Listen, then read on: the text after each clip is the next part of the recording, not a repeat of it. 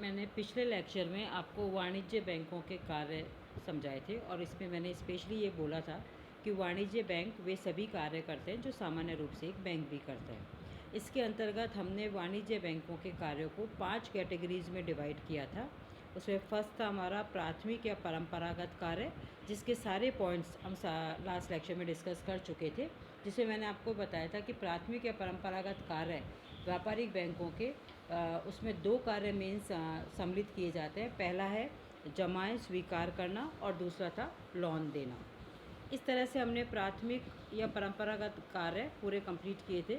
उसके बाद हमारा नेक्स्ट जो आता है वो आता है हमारा कि हम जो मेन जो हमारे आधुनिक बैंकों के कार्य है उसमें सेकंड पॉइंट आज हम ले रहे हैं, वो दूसरा पॉइंट है हमारा कि बैंकों का दूसरा प्रमुख कार्य जो है वो है अभिकर्ता या प्रतिनिधित्व संबंधी कार्य, यानी एजेंट या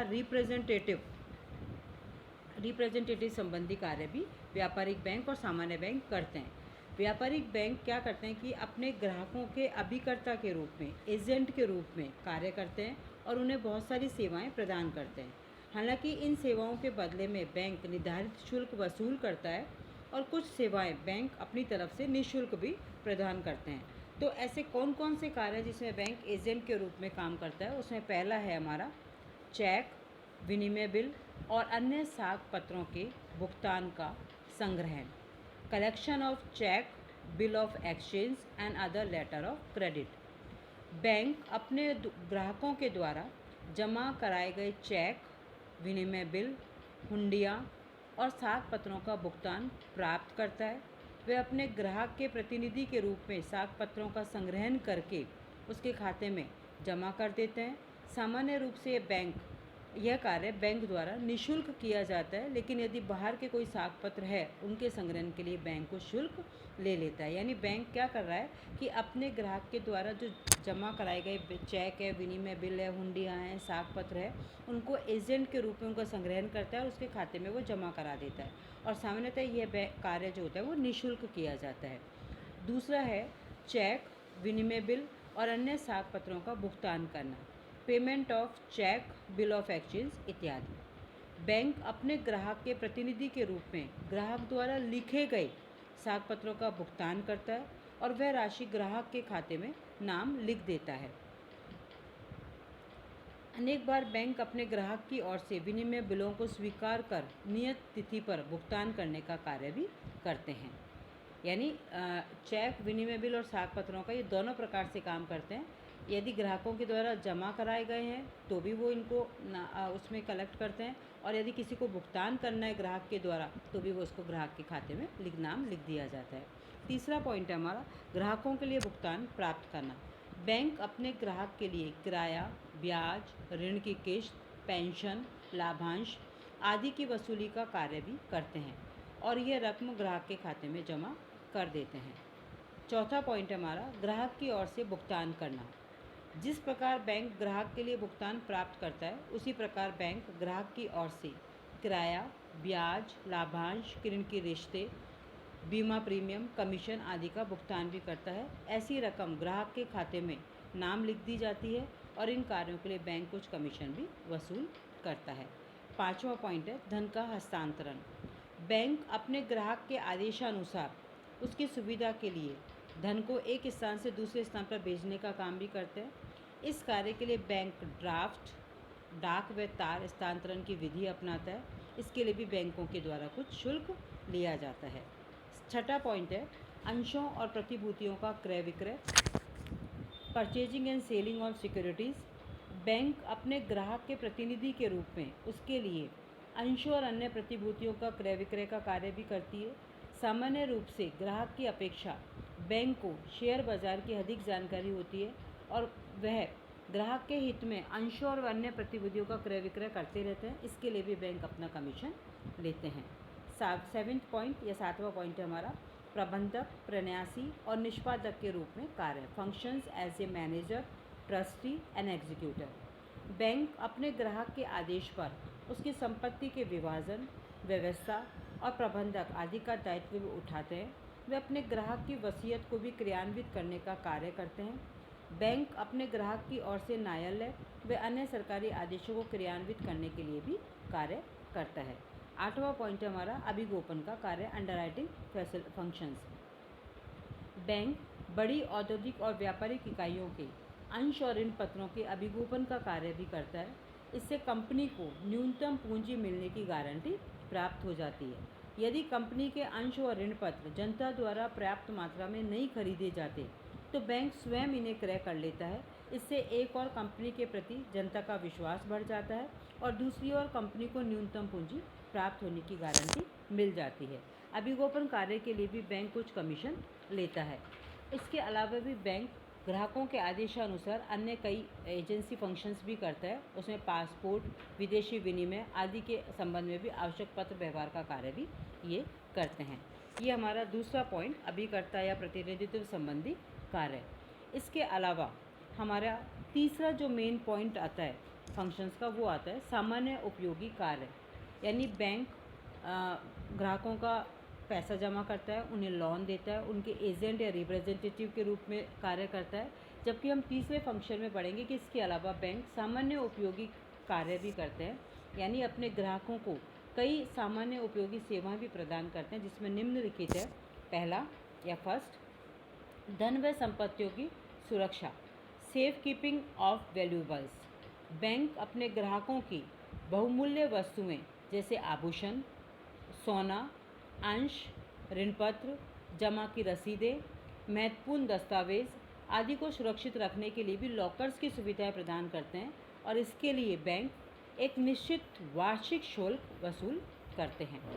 दूसरा पॉइंट है हमारा यात्री चेक और साख पत्रों की व्यवस्था, इशू, ट्रैवल्स चेक इत्यादि। बैंक अपने ग्राहकों के लिए यात्री चेक और अन्य साख पत्र जारी करते हैं। इसके कारण ग्राहक को अपनी यात्रा के दौरान नगद धन साथ नहीं ले जाना पड़ता। यात्री चेक को दिखाकर एक निश्चित रकम अन्य स्थान पर प्राप्त की जा सकती है। इस प्रकार उसे नगद रकम ले जाने की जोखिम से मुक्ति मिल जाती है। तीसरा पॉइंट है आर्थिक स्थिति की सूचना देना, giving information regarding customer economic health. Bank अपने ग्राहकों को विभिन्न देशी और विदेशी व्यापारियों की आर्थिक स्थिति की सूचना भी देते हैं। बैंक की ये सूचनाएं अधिक विश्वसनीय होती हैं। ग्राहक इन सूचनाओं को ध्यान में रखकर व्यावसायिक सौदे करते हैं, इससे ग्राहकों की जोखिम कम हो जाती है। चौथा पॉइंट है हमारा वित्तीय सलाहकार, फाइनेंशियल एडवाइज़र। आवश्यक होने पर बैंक अपने ग्राहकों को आर्थिक और वित्तीय सलाह देने का कार्य भी करते हैं। इससे ग्राहकों को सही निर्णय लेने में सुविधा प्राप्त हो जाती है। पांचवा पॉइंट है सूचनाएं प्रकाशित करना, पब्लिकेशन ऑफ इकोनॉमिक स्टैटिस्टिक्स। बड़े बड़े व्यापारिक बैंक देश की आर्थिक और व्यापारिक गतिविधियों की सूचनाएं एकत्रित करके उन्हें प्रकाशित करने का कार्य भी करते हैं। यह इन सूचनाओं के विश्लेषण प्रस्तुत करते हैं। इससे आर्थिक और व्यापारिक निर्णय लेने में ग्राहकों को सहायता मिलती है।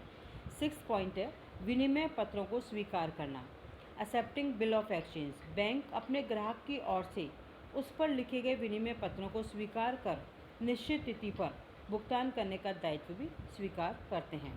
7वां पॉइंट है ऋणों की जमानत, गारंटर ऑफ लोन्स।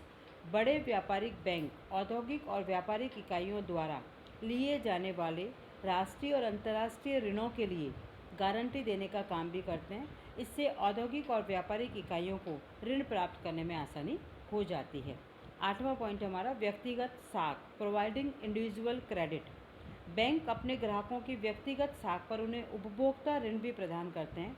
यह ऋण car, scooter, refrigerator, washing machine, air conditioner आदि उपभोक्ता वस्तुएं खरीदने के लिए दिए जाते हैं। इन ऋणों का किस्तों में भुगतान करने की सुविधा भी दी जाती है। नेक्स्ट पॉइंट है हमारा सार्वजनिक ऋणों की व्यवस्था, arrangement of public debts.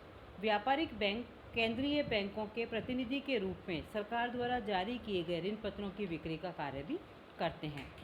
Next point है अंश बाजार के कार्य, functions related to share market. Bank अपने ग्राहकों की ओर से जारी किए गए अंशों के हिसाब किताब का निपटारा करने का कार्य भी करते हैं। बैंक डीमैट अकाउंट खोलने की सुविधा भी प्रदान करते हैं। और लास्ट पॉइंट है हमारा इस पॉइंट का विदेशी विनिमय की व्यवस्था करना, मैनेजमेंट ऑफ फॉरेन एक्सचेंज। कुछ व्यापारिक बैंक विदेशी विनिमय का लेन देन का कार्य भी करते हैं। ये हमारा तीसरा पॉइंट सामान्य उपयोगी कार्य। इसके अलावा हमारा चौथा पॉइंट आता है विदेशी व्यापार की वित्तीय एवं प्रबंधकीय व्यवस्था, financial and meningeal arrangement for the foreign trade. व्यापारिक बैंक अंतर्राष्ट्रीय व्यापार के लिए अल्पकालीन साख प्रदान करते हैं। ये बैंक व्यापारिक बिल, हुंडिया, साख पत्र आदि की स्वीकृति और कटौती का कार्य करते हैं। इससे अंतर्राष्ट्रीय लेन देन सुविधाजनक हो जाते हैं। ये बैंक विभिन्न आयात और निर्यात में भी परस्पर संपर्क स्थापित करने का कार्य भी करते हैं। इस प्रकार व्यापारिक बैंक अंतर्राष्ट्रीय व्यापार को बढ़ाने में योगदान देते हैं। और लास्ट हमारा जो फंक्शन आता है बैंक का, वो आता है हमारा साख निर्माण का कार्य, फंक्शंस ऑफ क्रेडिट क्रिएशन। व्यापारिक बैंक केंद्रीय बैंक की नीति के अनुसार साख निर्माण का महत्वपूर्ण कार्य भी करते हैं। इन बैंकों में जनता द्वारा जो धन जमा कराया जाता है, उस धन को ये जनता को उधार दे देते हैं। जब बैंक जमा प्राप्त करते हैं तो उस जमा राशि का कुछ % भाग नगद कोष में रखकर शेष राशि उधार देते हैं।